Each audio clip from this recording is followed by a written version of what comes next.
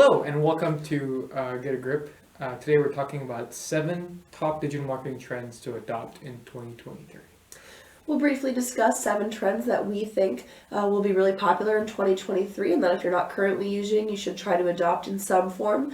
We'll cover these briefly, and then the blog on our website has some more detailed information, data, and examples, so feel free to check that out after the video. Our first kind of top digital marketing trend to adopt in 2023 is interactive content. This is something we've been seeing growing increasingly in popularity over the years. There's so many ways it can be adopted, from interactive graphics to quizzes. Say if you're in e-commerce, maybe like some kind of style quiz, healthcare, health assessments, calculators, financial calculators for banks, wealth management services, other financial institutions. People really like to have that dynamic experience, so sometimes just static imagery isn't enough. You need something to not only catch their eye but retain them. It also helps with statistics like page interaction, time spent on page. So there's just a myriad of benefits to it. Just encourages them to interact with your content more, read more of your content, check more things out, and possibly make a conversion. Our second top digital marketing trend in 2023 is user-generated content, which is somewhat similar but differs a little bit from our third, which is influencer content. User-generated content is content that is created more by your average everyday user and is typically unpaid. So there's a lot of ways you see this, most basically just in reviews and testimonials that you can utilize on social media, your website, that are actually coming from users. Surveys are another great one. After a service or some kind of shopping experience, you can send a survey, some just brief answers, some thoughts and feedback, and then use that data kind of as user-generated content. Some other really popular ones are social. So obviously having people do hashtag campaigns or, share your favorite fairway recipe to win a giveaway, share a picture of yourself in our merchandise for free this or a discount code. So then people are you're getting in front of other users' audiences. People also tend to find user-generated content more authentic. You're seeing what other people really think. They know it's not paid sponsorship. So if they're hearing, their peers are really liking it, they tend to relate to that more. Employee-generated content is also a really important aspect of this as well. Showing your company culture, not only from a hiring standpoint, but just from a transparency standpoint. It kind of shows off your company, shows the people behind your business, and builds trust with those users. Yeah, and for number 3, we have influencer marketing. So this can be a little expensive if you're looking at higher end or more popular influencers. But I think if you find that balance between popular influencer and your budget and whatnot, you can find the perfect balance, because there's a lot of value with influencer marketing. Even I give into that or fall into that. When I see someone on TikTok have a product, I'm like, oh, I want to be like that person. I want to get it. So if you really choose the influencer and the audience right, I think it's a really valuable tool for you to use. Yeah, talked about how in user-generated content, people like that authenticity. There are kind of conversely, influencer content, though you are paying for it and they know it might not be paid or it might not be as authentic, people still tend to, like you said, you see your favorite influencer. You also get the benefits of you're getting bigger reach. An influencer is going to have more followers than just your average everyday social media user. Also generates more buzz around that product, and then they also have more experience with content creation, so you're getting a little bit higher quality content than you might be getting if just Christian or I were to share a picture of ourselves in your t-shirt. An influencer might be able to have a better camera, better setup, something a little fancier than just your average user.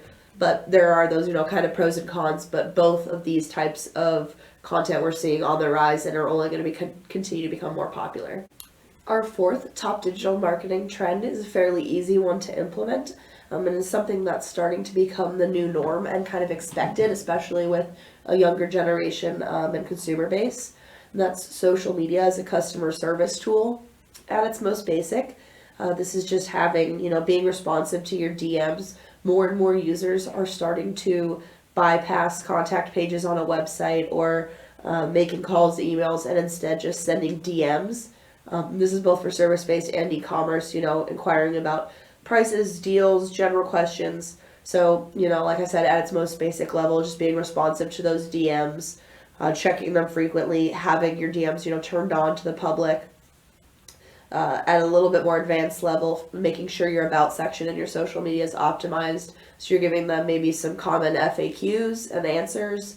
You're giving them some like information about your service area, your location, other methods of contact, hours, price range, all that's filled out. So you're kind of, if they were going to ask, oh, like, do you serve this area? What time are you open till? They can see that and not need to dig into your website or ask you that question. They can find the answers they want. And then they also have the option of the DM if they have further or more advanced questions. Yeah, so number 5 is short form video content. So this comes in a form of Instagram Reels, TikTok. I can't think of anything else right now, but there are tons of them. It's a really efficient way to get messages across in a concise and attractive manner. I fall into, it's not a trap. I love the short form content. When looking for a recipe or I'm looking for an idea or something, it's just really easy to go on an app like TikTok or Instagram and just look for some quick content for me to consume and get ideas from. So it's really good. It's a really good tool to utilize if you want to get things across. If you're already posting longer videos on some of your platforms, you can shorten those videos and parlay them into reels to just use again, just as shorter form content. So yeah, there's a ton of versatility with that tool. Yeah, they're also easier to reshare too. People are more likely to reshare just like a quick clip or a boomerang. It's just an easier way to capture attention since we have really short attention spans and kind of encourage them to engage with longer form content if they're intrigued by the short form content. Another important aspect that is kind of considering in short form video and audio is podcasts. We're seeing podcasts, everyone's listening to podcasts more. We're seeing just tons more from niche to just very general. And this doesn't necessarily mean creating a podcast of your own, although you very well could. Another podcast advertising is like really on the rise. Especially, like I said, there's everything from like super niche podcasts about a very specific topic to general, just, health, advice, conversational. So paying for some podcast advertising is a really great way to kind of hone in on that podcasting trend and that short form audio marketing. And with that wide variety of podcasts, it's really easy to find something that's more within your budget. With the wide variety of podcasts out there, varying in, topic, audience, reach, there's a lot of opportunities if your budget is smaller. So, you can find something within that would be relevant to your business, and then maybe see, okay, are they a little smaller? They have maybe a variety of different media packages depending on how long your ad is, how many ads you want. So you can find something a little more within your budget. And kind of reach that audience, and then you're kind of doing a really easy form of audience targeting. So say you're selling garden trowels and you pay for a spot on a gardening podcast, people who listen to that are interested in what you're selling, so you're kind of connecting directly with your target audience and making that audio connection with them. They're hearing you instead of just seeing or scrolling by an ad. It can be a little more engaging and a little more powerful. Our 6th top digital marketing trend, user experience. This has always been something that's been important in both digital marketing and web design, but the importance of this only continues to grow. Not only the design aspect, but making things easier to find, having something modern, crisp, incorporating aspects like that interactive content, user-generated content, just curating an entire experience, making it easy and engaging for the user to navigate through your website, your social media, whatever it may be. This also entails customer retention. There's a big focus on how much more people tend to spend on on products or services they've already bought versus trying new things. So catering that user experience to returning users, having a rewards program, email marketing, having them the option to log in and then it displays like more information catered to them, things of that nature. We discuss in our blog this and more specifics kind of broken down by area with some more examples of how to make your website more user-friendly, how to increase customer retention. So you can check out our blog for some more specifics on that. And the last trend to look at that's actually super important is Google Analytics 4. And in the middle of 2023, Google Analytics or Universal Analytics is going to be discontinued and it's going to be entirely replaced by Google Analytics 4. So if you haven't created a GA4 property for your website, you probably should already. I know businesses have done it like maybe 2 years ago or in the last year. So if you haven't done that already, just go ahead and start doing that now so you can collect data. So you don't have this huge dip in data and this huge rise in data again. So it's always good to create a GA4 property and just learn the platform a little bit. You don't have to become an expert on it. You can just learn the basic parts of it. Learn how to look at your traffic channels, to look at your page performances, maybe learn a little bit about custom dimensions. And we have videos about all these things already. So I would just take a look into Google Analytics 4 in general because it's super important to understand, have a comprehensive idea of how your website or your online presence is performing. So yeah.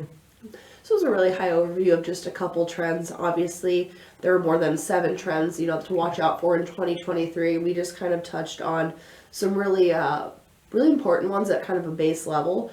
So if you would like more information on them, you can check out our blog. We also have a few other trends that we discuss in our blog that we didn't discuss in the video, from text message marketing to the new WCAG update, to marketing with a purpose, and a few other things. So be sure to check out our blog for more information and see how you can kind of improve your business, improve your marketing strategy in 2023 by capitalizing on these new trends. Thank you and have a good new year. Happy New Year!